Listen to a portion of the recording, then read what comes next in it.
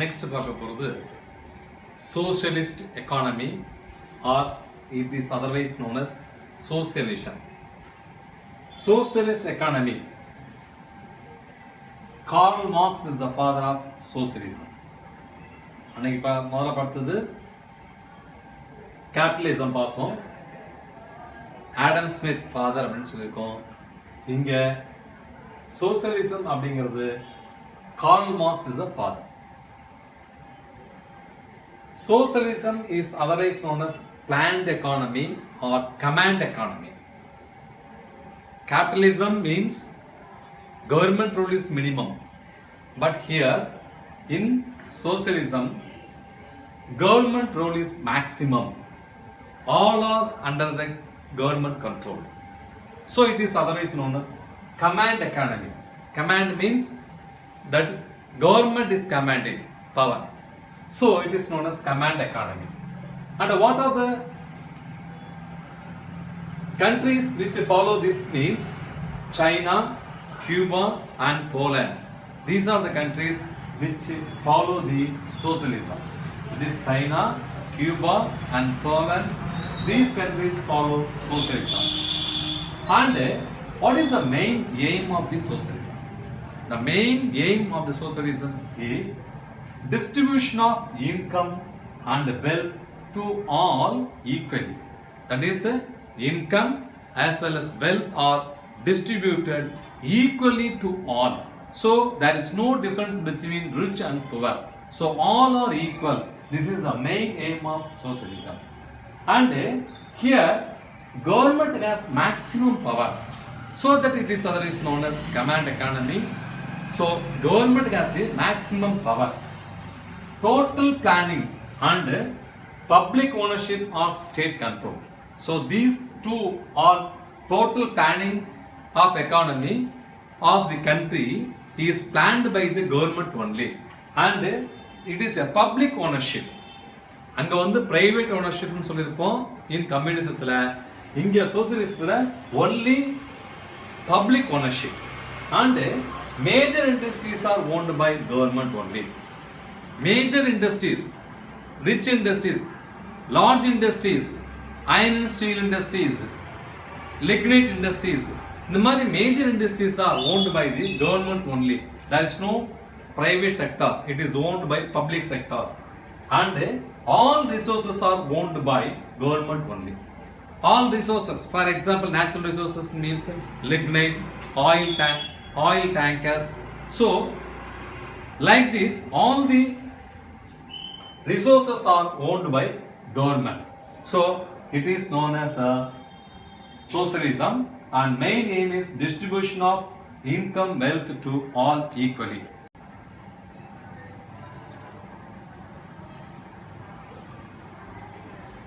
Next, what are the main features of socialism? First, public ownership. Since socialism deals in which all are governed by government, so government owns all resources. So all resources comes under the control of government.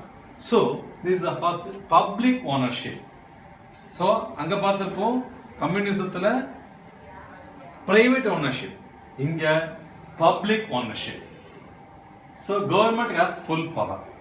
Second, central planning authority. It is otherwise known as CPA, Central Planning Authority. Central Planning Authority manages the production factor. 11th ல படிச்சிருப்போம் what is meant by production factor: land, labor, capital, organization. These four comes together production factor.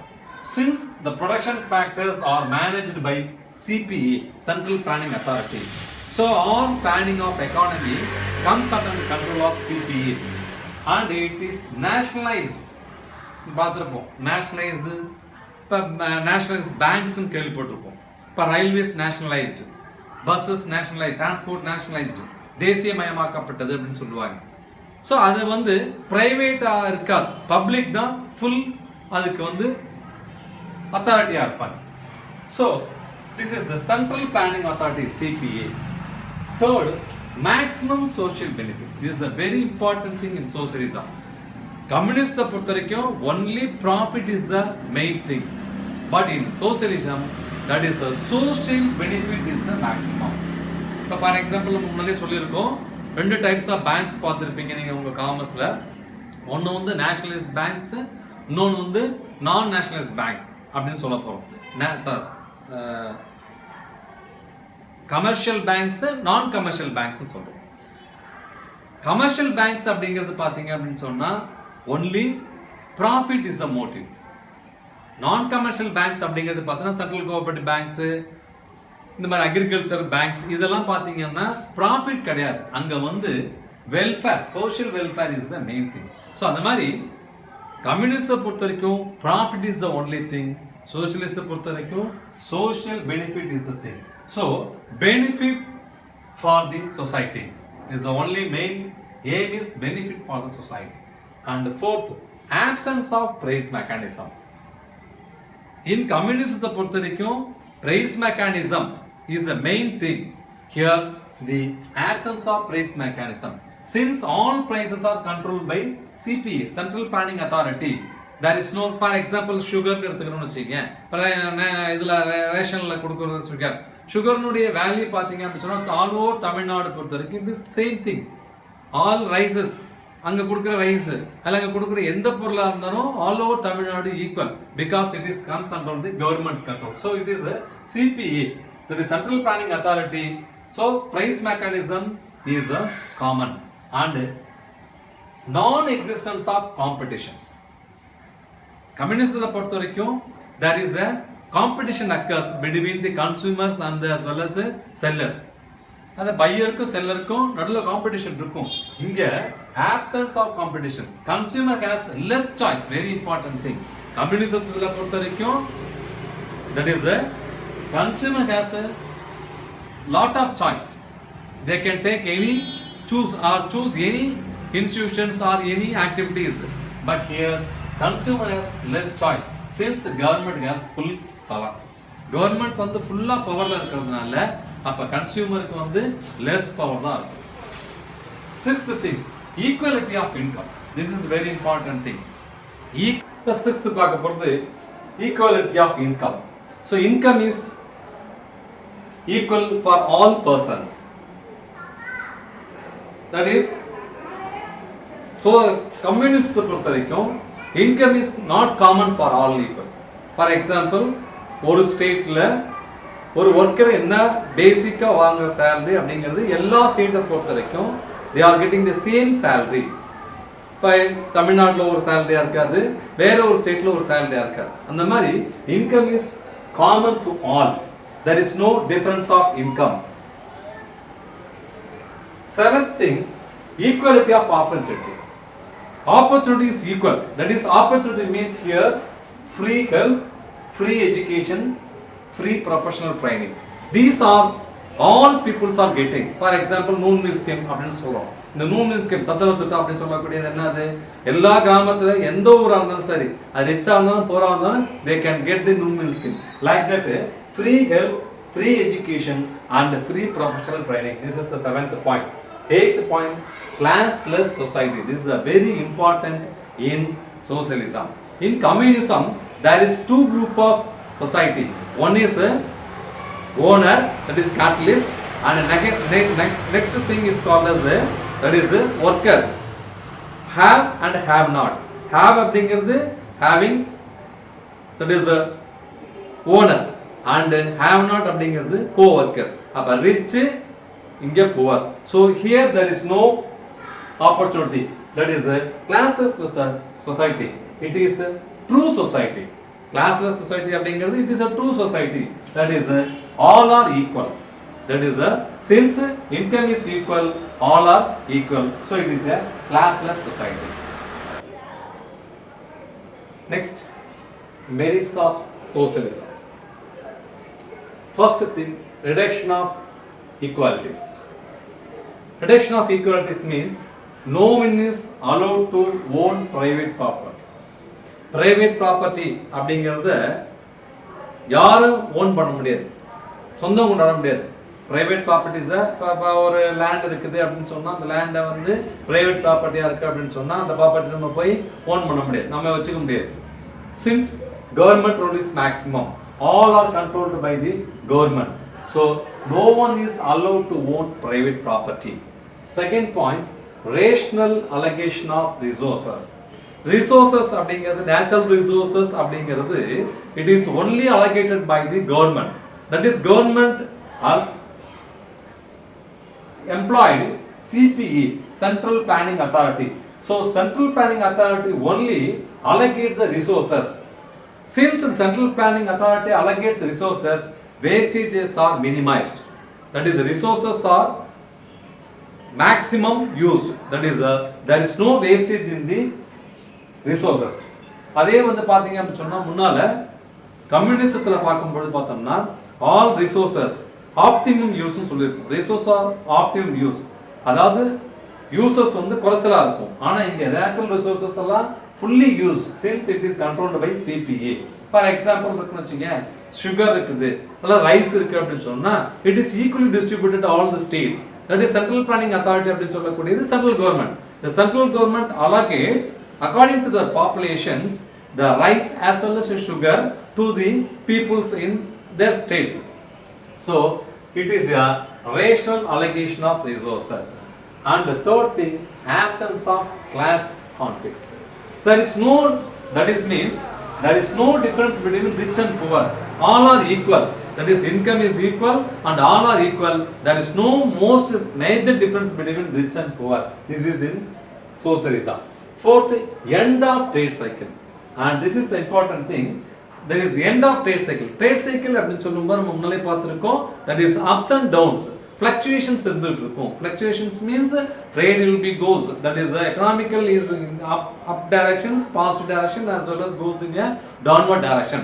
That is not present in the socialism. So end of trade cycle, since all are controlled by CPA, that is the production and distribution, economical fluctuation is nil. Since the production and distribution are governed by central planning authority and the economical fluctuation is nil.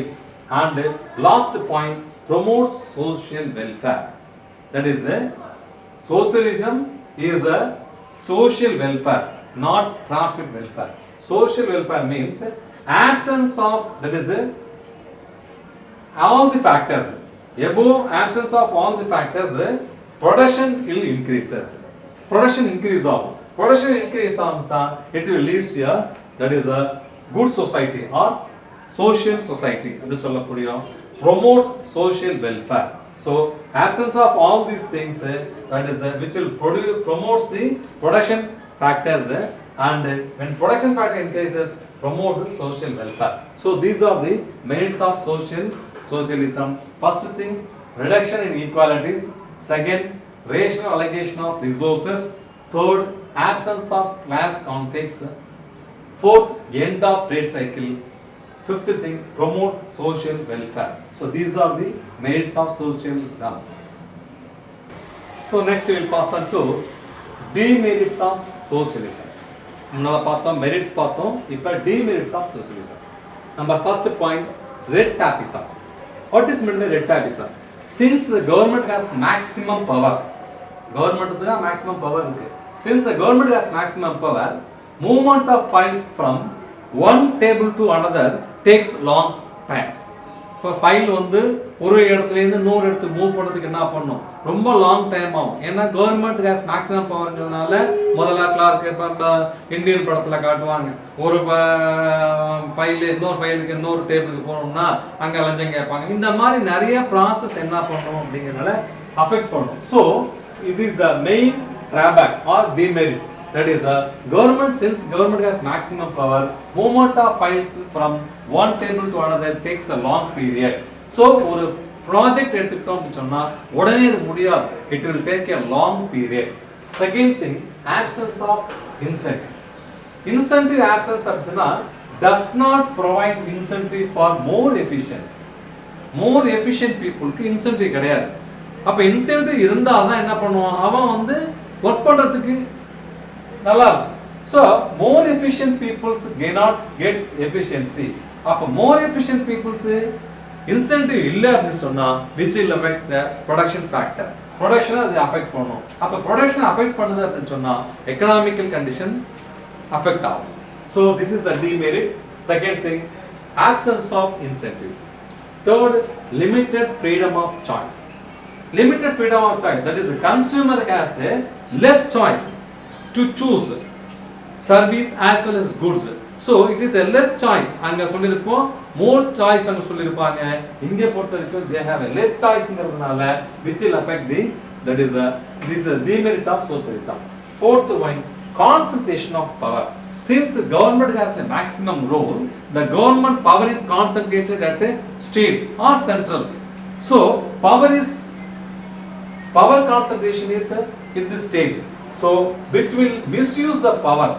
Misuse of power will be takes place because power is concentrated at a government. So all activities are done by government. So there is a misuse of power will be. These are the four demerits of, so that is the socialism. One is red tapeism. Second thing, absence of incentive. Third, limited freedom of choice. Fourth one, concentration of power. These are the four important demerits of socialism.